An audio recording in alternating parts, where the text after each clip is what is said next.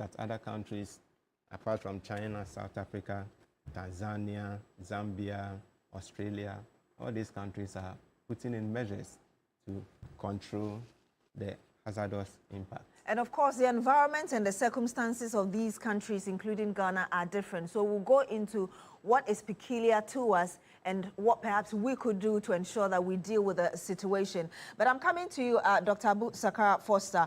I know that you have gone through the report, which we kind of teased out in that details that we brought to our viewers last week. You've gone through it. As an agronomist, I'm just wondering what you make of the content of that report that you've seen yourself. I think the first point is that the report itself clearly says that with regard to toxicity of heavy metals in food crops, which it names a number of them, cassava, plantain, vegetables, and also some of the other root crops, it is clear that overall, the levels of toxicity, except for lead, were not beyond the tolerable levels as far as WHO, FAO standards were concerned, although they were above the tolerable levels where the EU standards were concerned. That is lead in particular. Now, that does not mean to say that, we are clear and all dry. No, not at all. Because, first of all, you have to examine the scope of the study. Where did these crops come from? Were they location specific, etc.? To get an idea. They said food crops. Does that mean cassava all over Ghana? Or Atiwa West, to be specific, in the eastern region. So essentially, if you are an exporter wanting to buy cassava from Ghana, and they tell you that Atiwa West has toxicity of this amount, are you to assume that the whole cassava in the whole country has that? No. So I think we have to put this into context with broader studies that give us a general scope of the level of toxicity, its level of incidence, and spatial distribution, so that we can formulate particular measures to try and mitigate or contain this increasing levels of toxicity. Like I just... That is one point. The other point is that we mustn't overly focus, although our attention has been drawn to mining, we mustn't overly focus on mining alone, because the most highest toxicity we have now is in lead. And the highest source of lead toxicity is in the emissions of cars in cities. So we have to look at those aspects as well in a more comprehensive way, and not just focus on the mining areas alone. Yes, it is true that in as far as the mining areas, the toxicity is location specific, and it is in waterborne bodies, etc., you need to take specific measures. And I think I already heard one of the participants talking about taking best practice measures, global standards. Yes, those need to be put in place. And I must say that we must commend the government for its level of seriousness on the galamsey since it came into power, because now it is granted that officials in charge of stopping this, when they work, nobody is going to stop them. They're going to encourage them, as opposed to what happened before when people took excavators and they got sacked from their jobs. I think that is a very clear signal that we need clear direction from the top, which is unopposed to say that we must stop this, and then we all work to stop this, and that people don't get punished for doing the right thing. So it is a good change, but having said that, that alone is not enough. We have to set the standards, set the mechanisms in place, and ensure that the policy is enforced broad scale. Indeed. And let me ask you this quick question before I go to Mr. Bismarck Owusu there. Having studied the report, aside from the bit about political will, which you're praising this current government for, what goes through your mind as regards what might have contributed to how far we've come down the drain when it comes to chemicals in our foods? I think, first of all, we have a number of sources of toxicity of those heavy metals.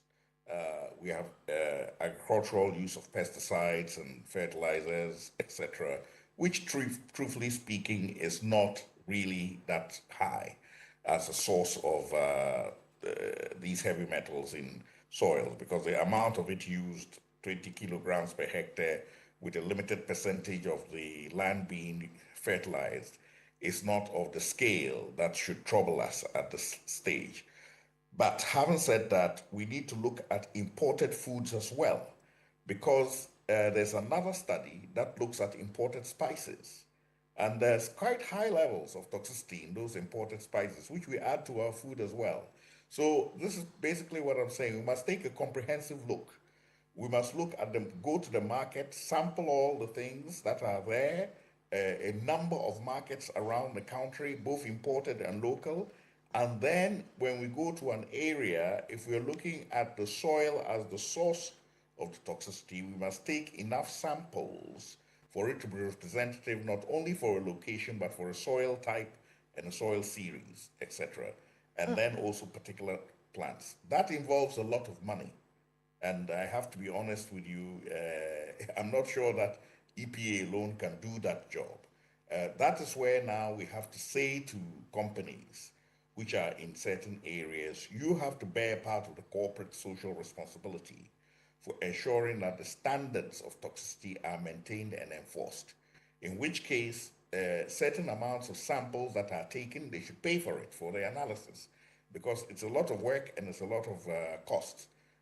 So in essence, we should have participation from the private sector in the areas of operation to ensure that the standards are being met. If we leave it only on the public bodies, it will be too heavy a burden for them to bear, bearing in mind that they are not well resourced in the first place. The other issue, which I think is also important, and it's a policy issue, going forward, we've already seen how with the initiative, with the gold board, those amounts of gold that are normally smuggled out of the country have now become part of mainstream so much that they have even strengthened the cedi. A percentage of that should be taken for reclamation efforts, so that as indeed this cedi is strengthening, then too the reclamation activities in the areas will also be strengthening, because a certain amount of revenue from that, a portion, will be put aside to support this work of independent parties, NGOs, etc., EPA, assisting EPA to monitor the levels in water, soil, plants, crops, take samples in markets, have the analysis, so that it is broadly shared and the information is widely available for everybody. So this is another area where a policy intervention, putting aside a percentage of the revenue, can also help us ensure that the enforcement is carried out. So broadly speaking, I believe we have the expertise in-house, in-country, to be able to contain this. But we have to deploy them to work, and we have to empower them to work. And the policy framework must be such that they are rewarded for pointing out where excesses occur, where enforcement is not being done, not that they get disincentives and punished when because some big people are involved and they're supposed to keep quiet. We are done with that chapter, we hope, and we're moving into a new chapter now where we will all do the right thing to support the right thing to be done, and it's very good to see that happening. And thank you very much, Doc. I'll come back to you. But I want to take the preliminary thought as well of Bismarck Owusu-Nortey, Acting Executive Director of the Peasant Farmers Association. I know that, illegal mining activities in the eastern, western, as well as even some parts of the northern region. Are you able to paint a picture for us to what extent you have had a number of your farms invaded by these activities, first of all?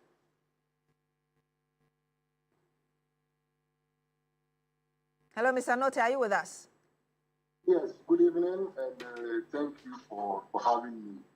And I must say a big good evening to my colleagues on the panel.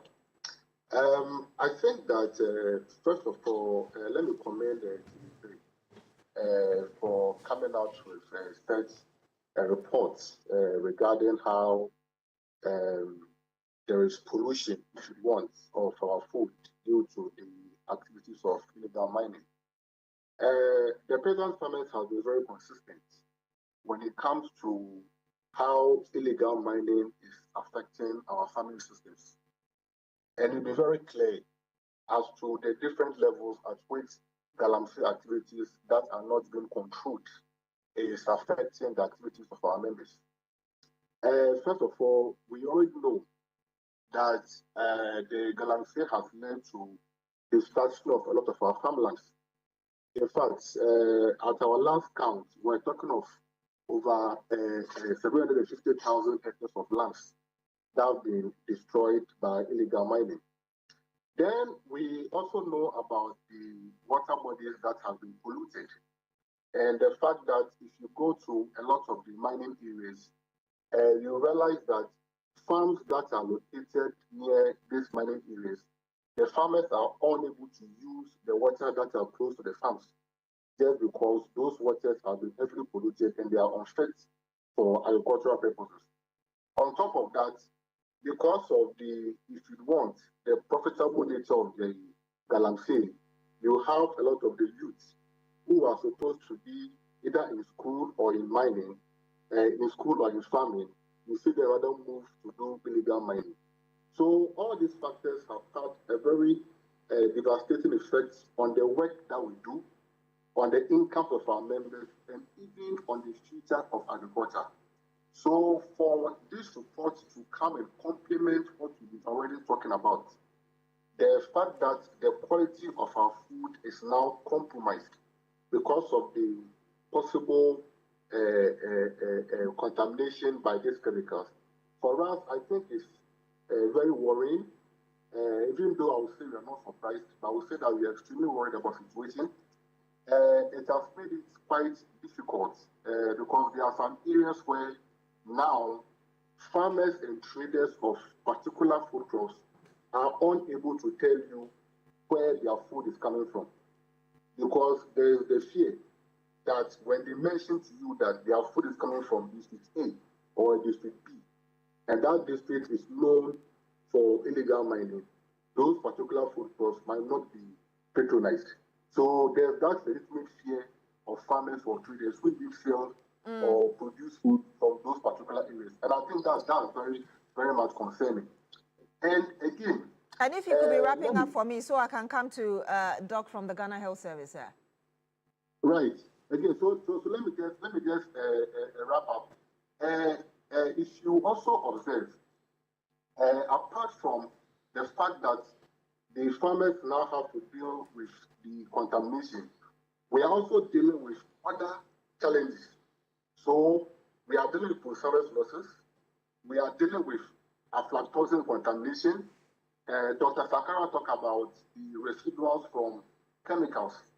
And on top of that, we have to battle with this. So it means that if there is no drastic action that is taken, it will get to a point, the youth that we are losing, we might even lose more. The clarion call for people to join farming or to also be involved in agriculture, we might lose that because gradually it's going to become lucrative. Because the food we are producing, we cannot even verify whether that food is of high quality or not.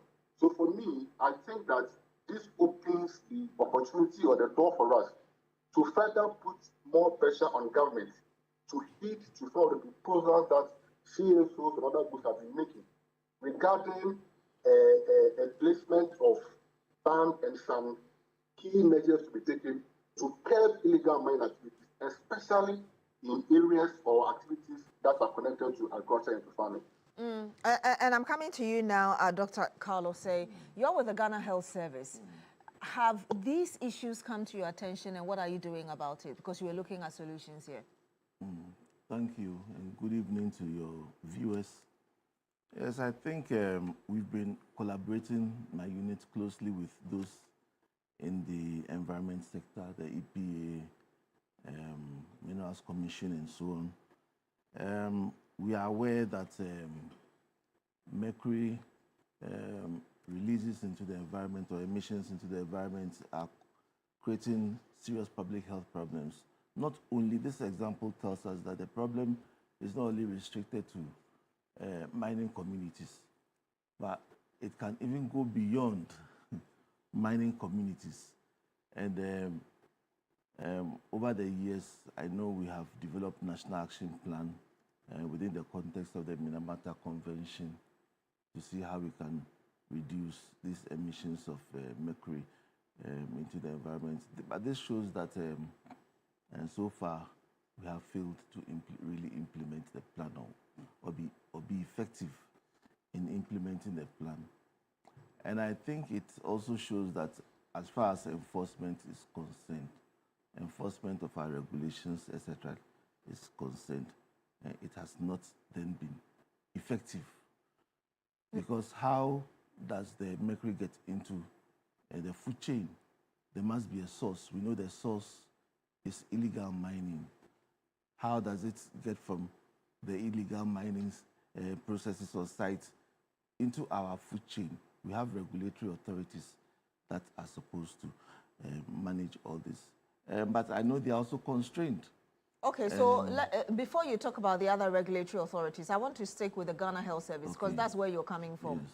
Currently, as we speak, and with the intensified campaign to get this problem solved, what project is the Ghana Health Service currently doing or undertaking to ensure that you help in your own part to deal with the problem? What are you doing? Oh, within the Ghana Health Service, before I come to Ghana Health Service, I think we should also try to get Food and Drugs Authority involved in this. Because when you're talking about the food chain, I think they have a critical role carrying out market service, etc., to ascertain the level of some of these pollutants in our food chain. You know, we are all under the health sector. But with regards to Ghana Health Service, we have a very huge workforce, community level all the way to national level. In the hospitals, we have clinicians, public health workers in the community. We can contribute a lot to awareness raising. It's a very important role that I think we can play. Raising awareness about this problem, not only in the communities, but also among the miners. They also need to know, and then also the health workers themselves. Fantastic, you can. I'm not hearing you say that we are. What are you doing? That's the question I asked you. What are you doing to help deal with the problem as we speak, as Ghana Health Service, from your department? So, like I was saying, what we will do... So you haven't done anything. What you will do? You're thinking of what you will do? That's what, we haven't... Actually, this is the first time you are telling me about the seriousness of this issue. And it's coming to my attention. But as I'm saying, as a health sector, we have agencies that are primarily responsible for handling such issues. And within the Ghana Health Service, I've talked about the fact that apart from providing treatments for all these things, which is late, prevention is the most important thing. And for prevention, we talk about primary prevention, which involves awareness raising, and for people to know about the problem. Because if they know about the problem, then they may be able to modify their behavior to be able to avoid also the exposure. So that is going to be very key. But I cannot say that we have a program now organized, but we have been working over the years with the EPA in the past. As I said, we have a plan, but I must admit the plan, funding for implementation has always been a challenge for all of us. And so we have also challenges. Okay, so let me ask you my last question before I go back to Dr. Abu Sakara and then the rest of the panel. You're saying we will, we can. When should we expect the Ghana Health Service to now start implementing what you're saying you will and can? Thank you. So we will have to look for support, I believe. I believe that to do some of these things sustainably, we need to work within systems that can fund themselves. Ghana Health Service, we provide service. We are not really regulatory authority. Yes. So we we need always to work with partners because we don't really generate any funds. So to do something like this, you will definitely need some partnership if Ghana Health Service is going to be involved. And I think the problem is even beyond Ghana, just Ghana Health Service. But this is an environmental health issue. And you also know that environmental health, right now, there's some fragmentation. We have them in the Ministry of Local Government, and they used to be under the ministry.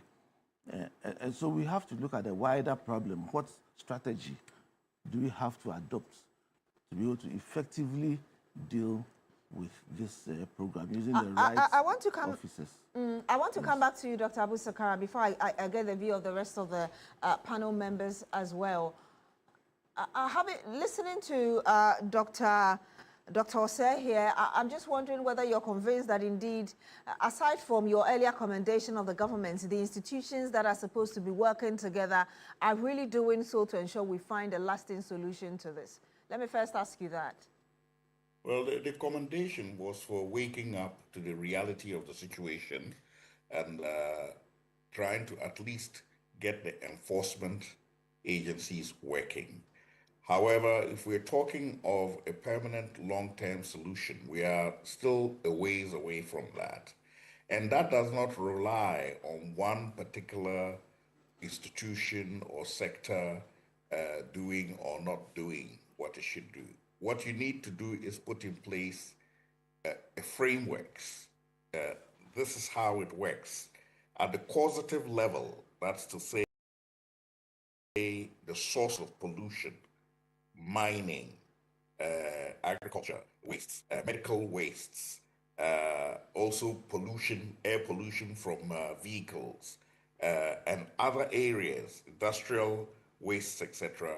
You have to have a framework that captures those sources of pollution and sets a regulatory framework that says no limits of that, and if you exceed it, it will be punished. And then you have to have a body that monitors that and punishes them for doing it and rewards them for doing it. Then you need to have, on the user's side, to be able to detect where it has gone into the food chain, a sampling across our markets, both in the rural and urban areas for local and imported foods, to be able to determine whether the levels of toxicity are being exceeded or not. This is not a one-day activity. It is a permanent thing that keeps going on so that any time that there's an excess, you can trace it back to where it came from and take the corrective measures. And of course, the institutions that will do that, the EPA together with the Food and Drugs Board and the local governments, they all have their role to play in it. But it is within the ambit of a policy framework within which you assign all the institutions their roles and also their functions and ensure that they have the capacity to fund those functions. And also on the money generating side, you find ways of taking some of the revenue to support them. If you don't do that, you won't be able to get a system that works. So we're talking here about a system. We're not talking about an individual intervention or an individual activity or an individual organization.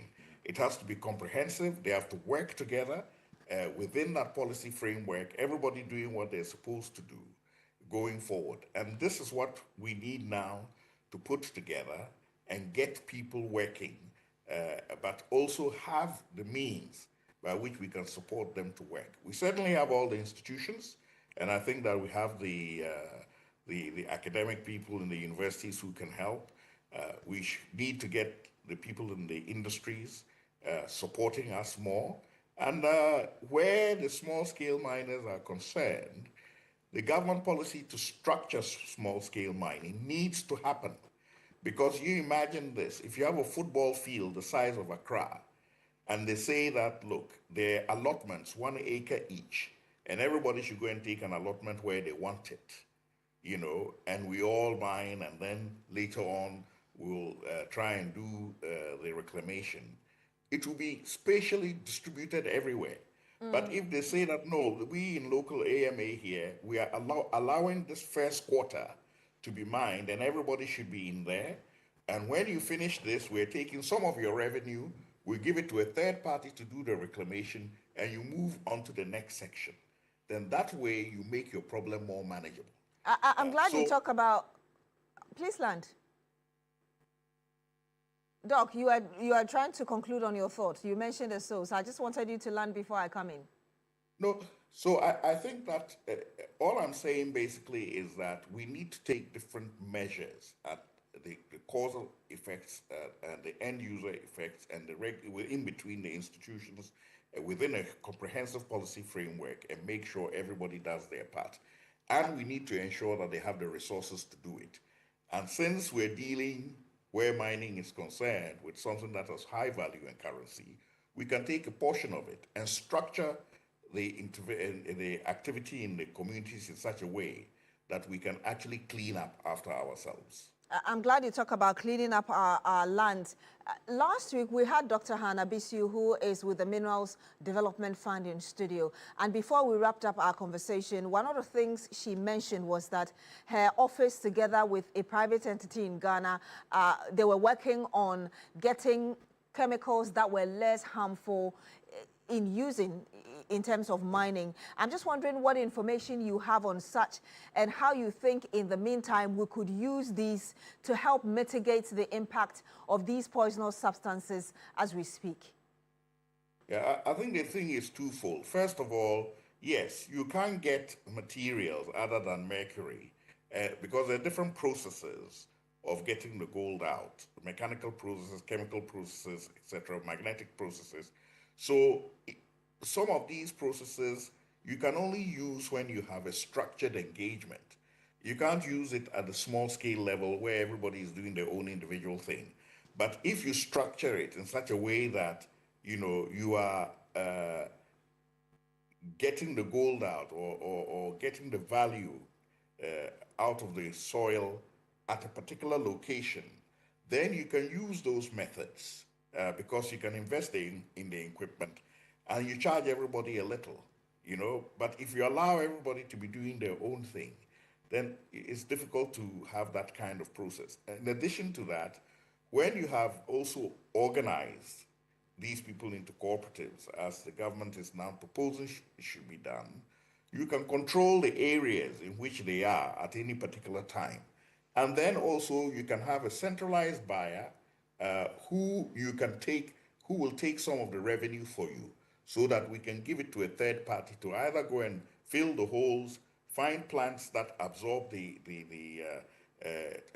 heavy metals and take them out of the soil, and also even treat the water before it goes back into the rivers. But all of this you cannot do when everybody is doing their own thing everywhere.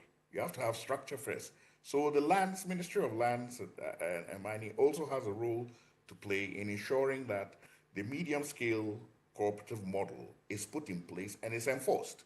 We are not saying that nobody should do small-scale mining, but it can be done within the context of a more organized framework in which there are economies of scale for using methods and equipments that are more environmentally friendly. And I want to come to you now, Dr.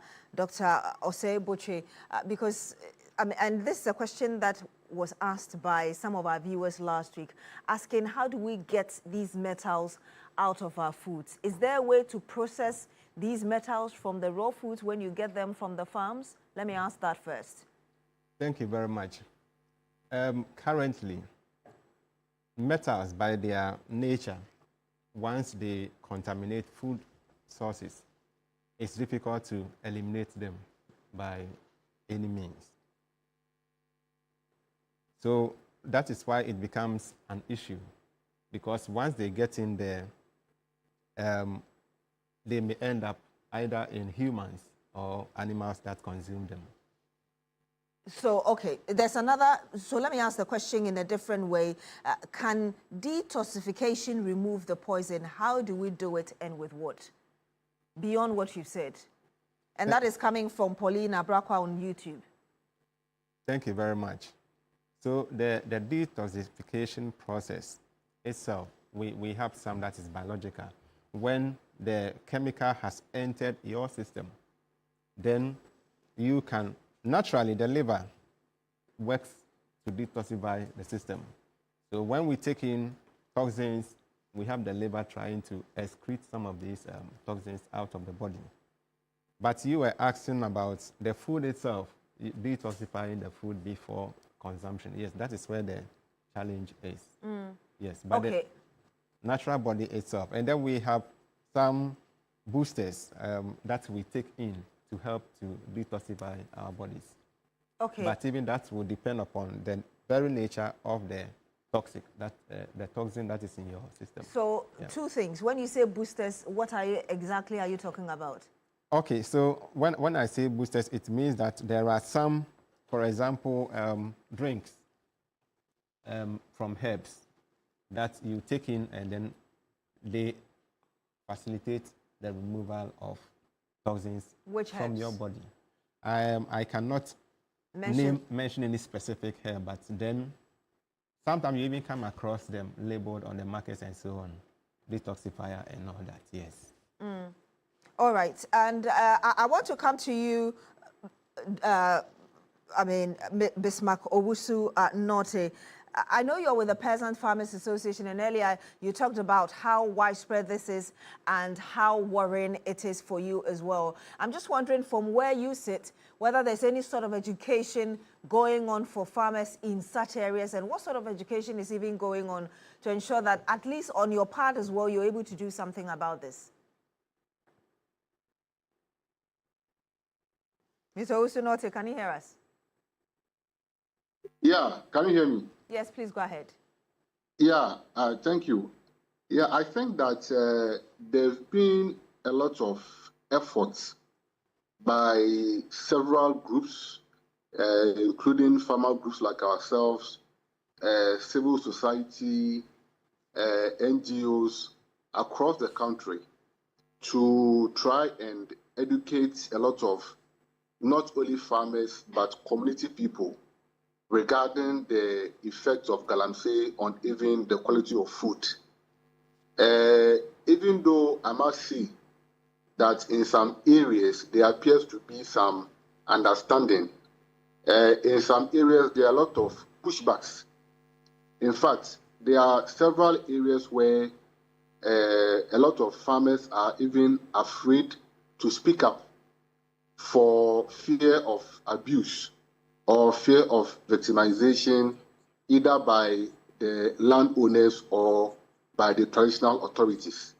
So those kind of situations sometimes makes it a bit difficult for some farmers or some groups to completely curb this particular situation.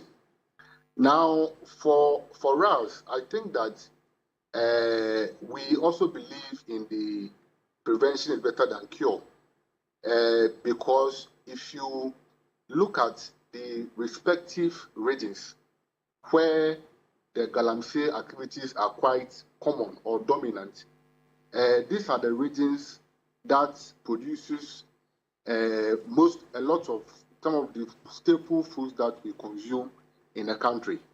If you take a commodity like maize, if you check the figures from the Ministry of Food and Agriculture, the top 5 regions producing maize include the Ashanti, Eastern, and even the Bono regions. If you come to cassava, the top 5 includes Eastern and Ashanti region. If you come to yam, the top 5 includes Ashanti region. If you come to cocoyam, the top 5 includes Ashanti, Western, North, Eastern. If you come to plantain, Ashanti, Western. So you realize that the key regions that are critical for producing this food for us are the same regions where these galamsey activities is quite endemic. So for us, whilst we are also doing our best to get our members to understand that there's value in production in agriculture other than mining, you understand that there are also factors that are beyond the means of the farmer. There are instances where some farmers are migrants. They are not indigenous from the land. So when they have lands to do the agriculture, when an offer comes from a big-time miner, the land is forcibly taken from them and given to the miner to do their mines. In some instances too, you have your mine, your farm, very close to where mine activities are done. And that's where sometimes this contamination comes in. So for us, if we are very deliberate and very conscious about our agriculture and about our food, I think that this should be a matter of utmost importance to government. Recently, I heard that the president mentioned that he is considering formulating a legislation to criminalize the destruction of cocoa farms. And I was wondering why we didn't add food crops to it. Because in as much as we know the value we get from cocoa through export, we should understand that we need to survive and eat before we can produce cocoa. So the food crops are important. So what laws or legislation do we have to protect the food crops that are being produced in the country, to protect the quality of food crops that are being consumed by Ghanaians and even exported? So for me, whilst I agree perfectly with my senior colleague, Dr. Sakara, that there needs to be a holistic approach in handling this thing, I think that the priority should be given to agriculture and the food that you consume. We can't be in a country where we are exposed to several havocs, and then the quality of food also becomes a major issue. So if you ask me, I think that whilst we are contemplating legislation against the destruction of cocoa farms, I think as a matter of urgency, we should also be thinking about legislating against the destruction of farmlands, especially for illegal resource mining. And this one doesn't include only galamsey, but sand winning, clay mining, and other things that are affecting a lot of farmers across the country. Also, I think that if you recently we also heard that to curb illegal gold smuggling, they've inaugurated a task force to do that. And I also wonder, so when are we going to get a task force that's also going to protect our agriculture and our farming systems? Because the farming system now is suffering from a lot of shocks. We have our climate shock that we are dealing with. We have the weather crisis that we are dealing with. Now we have illegal mining, sand winning, clay mining, all trying to affect and limit our work as farmers. So I think that though we are looking at all these nice task forces and interventions to protect our gold and protect our cocoa, I don't think that we should leave the food crops behind, because as I said, that is critical for the survival of as a nation. And I want to come to you. I want to come back to you, Dr. Abu Sakara Foster. We've heard the examples given by Mr. Bismarck Owusu-Norte, and he mentions which areas are endemic with illegal mining. These are the same areas that we are having our food crops coming from. In the meantime, can we just find some of these areas and say that there's a policy which prevents food items from there from getting onto the market? Is it possible to do that whilst we try to deal with the overall policies that should deal with this problem? Well, if you were to do that, you'd collapse the food markets in those areas. And of course, the livelihoods of those farmers who are there, who are not necessarily involved in illegal mining, but are just farming, would be endangered. And that is why we have to look at it in two ways. I think the first point is that, yes, as I can't overemphasize this enough, when you have the cause of the problem, it is better to address that one which causes the majority of the problem. And rather than dealing with its effects further down the chain after it has gone past you. So yes, we need to put in place not only the regulations for how to handle chemicals, clean, materials, etc. in mining, but also we need to organize the mining sector itself to ensure that we can use better methods and also have a means of controlling the wastes and that come out of it, both the water and the soil pollution after it has happened or before it has happened. Now, when we are talking about this toxicity in food, it would be misleading to concentrate only in the mining areas, because in the mining areas we're concerned primarily with mercury and arsenic toxicity.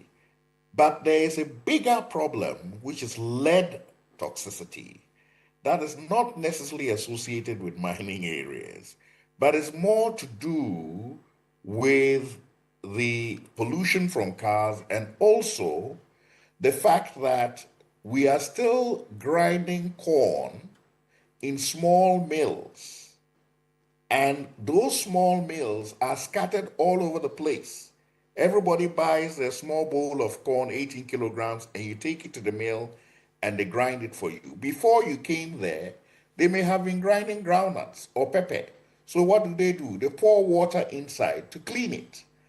And when they pour water inside to clean it, they will then start grinding your corn. But what happens is that that metal rusts. And when it rusts, you get iron filings. And that is a huge problem now in most of the flours, the peppers, and the maize flour that is produced. And it's affecting people's kidneys, it's affecting people's lungs. I have a pathologist friend who told me that in the pathologist, you see the color of people's livers, you'll be shocked because of this iron toxicity. Now, how do we cope with this? You can cope with it by making sure that the maize is centrally milled and sold in packets only. They do this in East Africa, and I don't know why we can't do it here in Ghana. Everybody has to grind their own bowl of maize and stand in the queue. What they do is that in the areas where maize is produced, they have large silos, everybody sells the maize there, and then they have mills. And those mills mill the maize to standards. And if you could be wrapping up for us, Doc, I'm sorry. If you could kindly be wrapping up for us so I can take the final words of other panelists in studio. So centralizing food processing and having measures in place will also help us a great deal. I think that we can leave it at here, but if we're talking about toxicity, it shouldn't be in isolation, okay? It shouldn't be in isolation. Thank you very much, Dr. Abu Sakara Foster, agronomist and political activist. And I'll be coming to you, gentlemen, here for your final thoughts. But let me read some of your comments back to you. Senor Aja says, human activities contribute most to these emissions. Paulina Abuakwa, I think I read your message earlier, thanking us for the topic and also your question about how to get rid of toxins from food. Again, we have Zigma saying, can't understand how this is not an urgent situation. Zigma again says, the fierce urgency of now. Kelly says, not to be rude, but I don't think these people are ready to do something about the situation. And I will read one more, and all of you are commenting. I'm reading from YouTube now. Zigma says, will there be posterity? And if not, commercial farming, all are affected. Stop the menace. I'm coming to Facebook, and I do have some of you commenting. Okay, Michael Enipa asking that agenda is made to her from Monday to Friday, and there is Nana Yao Yok, and this is the last comment I'm reading before I take your last words here. Good evening, TV3 Ghana. If all the submissions made with health implications be summarized and played in the local dialect with explanation to those communities using the information centers, that would help. Let me come to you, Doc, for your final word. Thank you very much. So the situation that we are faced with now is a very serious one. We know the effects of mercury, but we should also learn from our mistakes. You asked an important question. How did we get here in the first place? If we had put structures in place to ensure that we didn't get here, that would have helped us. The use of our space, we have a concept called spatial planning, where you cannot just do anything anywhere because you can do it. So we must have a place for mining. We say that, okay, for mining, this is the area. And if you could wrap up in just 30 seconds. Yeah, this is the area that we need to mine. And that would help us. We should also be able to face the problem head on. If we need to, for example, stop people from consuming food that we know that they are contaminated, we need to do so.